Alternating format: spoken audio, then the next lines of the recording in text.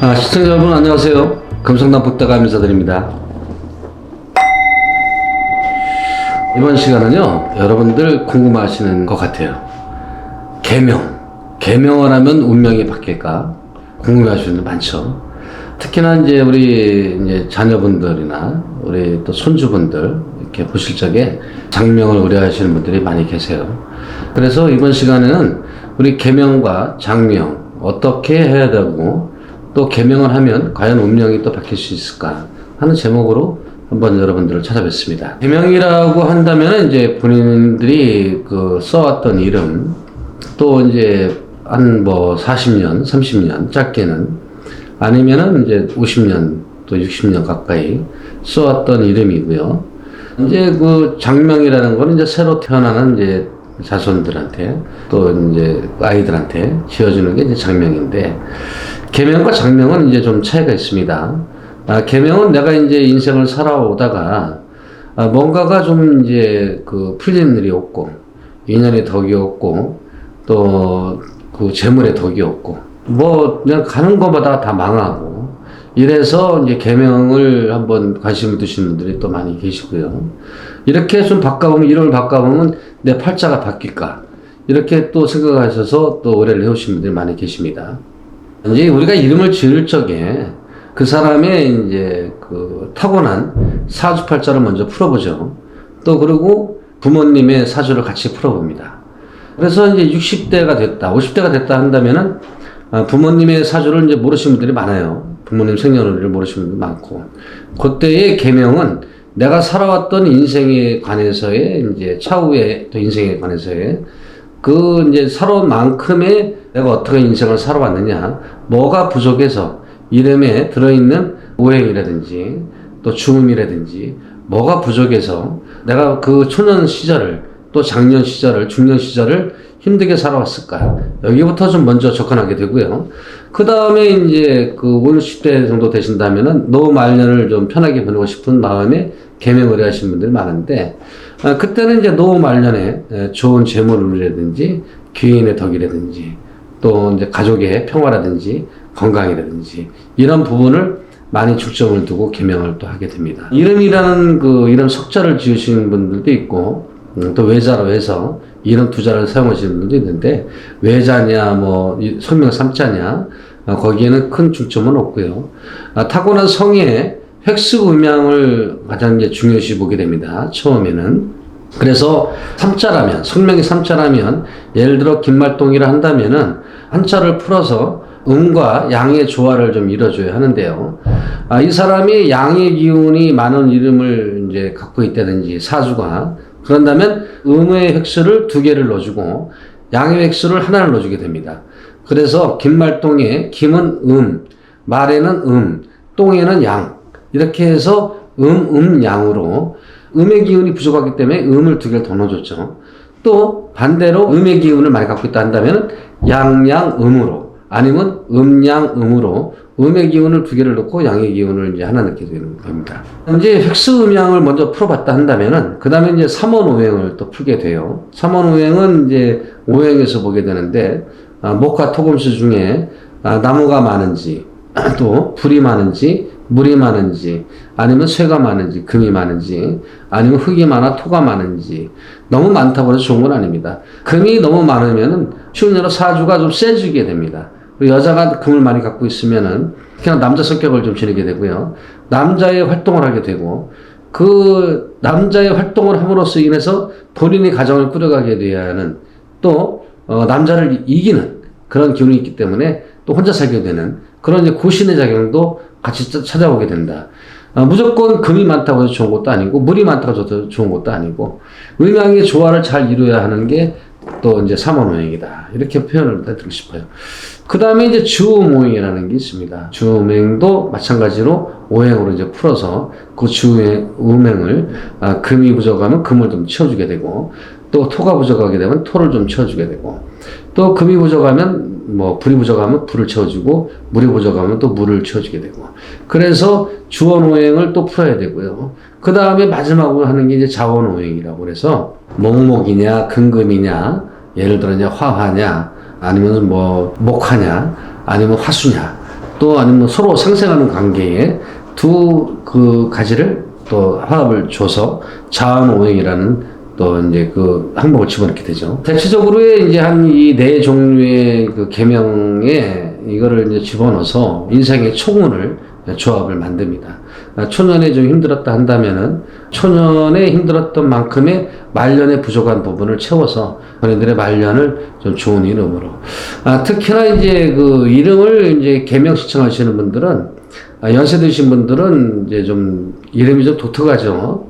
뭐 말자, 영순이, 또 뭐 춘자, 또 영숙이, 뭐 많아요. 그래서 뭐 란자라든지 여권 연자라든지 이런 이름 들어간 거, 자자, 뭐 춘자, 뭐 숙자, 순자, 뭐 대표적인 우리 이순자 여사, 전두환 대통령 망자 됐지만은 이순자 여사님도 그렇고 순자, 뭐 춘자, 뭐 복자, 명자, 뭐 이런 이름들. 그래서 촌스러워서 개명을 하시는 분도 있지만은 이 자자나 춘자나 숙자나 특히 이런 이름들은 사실 외정시대 때 그 일본의 음을 많이 따서 많이 지었습니다. 그 시대에 이제 태어나신 분들이 부모님들이 그 자손들을 많이 지었어요. 남자분들 같은 경우에는 이제 그 돌림자를 쓰는 경우가 많았기 때문에 남자분들의 그 계명이라든지 이런 부분은 여자분들에 비해서는 열에 한 명 정도나 이제 계명을 하실까 아니면 한두 번 정도 8대2 정도 아니면 7대3 많게는 이렇게 보고 여자분들이 이제 팔자를 좀 고치고자 하시는 분들이 많죠. 그래서 이제 그 그런 이름을 갖고 계셨다거나 아니면 이제 부르기도 좋은 이름인데 뭐 누가 듣기에도 편안한 이름이고 뭐 세련된 이름인데도 그 이름으로 인해서 본인이 뭔가 좀 답답한 것 같다. 아니면 또 상담을 하시다가 이름이 좀 그렇네요. 안 좋네요. 이렇게 얘기를 들 수도 있고 아니면 자손들이 이런 이름으로 인해서 이 자손이 뭐 학업의 길이라든지 관록의 길이라든지 관직의 길이라든지 아니면 결혼의 운이라든지 이런 게 좀 부족해서 이름으로 인해서 좀 막힐 수도 있다. 이런 얘기도 좀 들어보셨을 것 같아요. 그러나 이제 분명히 그런 것도 한번 풀어보면은 분명히 들어가 있습니다. 그래서 결혼을 못하고 있는 뭐 미혼 자녀라든지 이런 분들한테는 좀 결혼의 운을 귀인을 만날 수 있는 또 본인을 도와줄 수 있는 또 언며느리, 동며느리가 들어올 수 있는 아니면 업사에 복사가 들어올 수 있는 그런 기운의 이름으로 장명을 해서 본인의 그 음양을 잘 조화를 이루어 또 계명을 하게 되도록 하죠. 뭔가 자손이 좀 답답하시다. 아니면 내가 살아가는 게 공고하다. 나는 죽으라고 새벽에 일어나서 밤늦게까지 일만 하는데 돈은 모이지는 않고 자식들은 속만 썩이고 또 남편은 집 나가서 소식도 없고 참 슬픈 일입니다. 네. 그런 분들 또 아니면은 남자분인데 처복이 없고 여복이 없고 홀로 이렇게 외롭게 고신의 작용이 커서 부독살이 좀 들어서 이렇게 외롭게 살아가야 하고 자식들도 나 몰라라 하고 이런 분들 중에 가끔 계명을 신청하시는 분이 계십니다. 근데 분명히 계명을 함으로 인해서 본인의 사주는 달라진다고 저는 확신합니다. 이름이 좀가 뭔가 마음에 안 드시고 아니면 내 이름 풀이를 한번 해보고 싶다. 이런 분들은 꼭 금상다복대감하게 연락을 주신다면은 상세하게 풀어서 여러분들 꼭 계명을 하실 분들은 또 계명을 해드리고요. 아니면은 내 조상님이 내 부모님이 약간 남들이 듣기에는 촌스럽게 지어졌지만은 그걸로 인해서 또 나중에 후발복이 일어날 수도 있습니다. 그래서 무조건 계명을 하라 하지는 않습니다. 이름을 풀어보고 이 이름 정도는 좀 바꿔주는 게 좋겠다 할 때 이제 계명 신청을 받고 있고요. 굳이 그 뭐 돈을 떠나서 금액을 떠나서 계명을 하지 않으실 분들한테는 계명하는 걸 말리고 있습니다. 그 이름으로 인해서 언젠가는 후발복이 일어날 것 같다면 굳이 계명을 할 필요가 없고요. 그 이름을 끝까지 갖고 가시는 것도 하나의 이제 후발복이 될 수 있겠다. 나중에 이제 뭐 대통령 이름들 역대 대통령 이름도 한번 또 풀어볼 수 있는 기회가 된다면 좀 좋겠는데요. 누군가에게는 그 시련이라는 게 있습니다. 초년 시련이 오느냐, 또 아니면 작년에 시련이 오느냐, 중년에 시련이 오느냐, 말년에 시련이 오느냐. 우리가 그래서 네 가지의 기둥으로 집을 짓는 따라서 사주팔자라고 그러죠. 넉사자, 기둥주자, 이렇게 해서 사주입니다. 네 개의 기둥, 초년, 작년, 중년, 말년. 이 네 개의 기둥이 세워졌을 때 비로소 집 한 채가 올라가게 되죠. 석가래가 올라가고.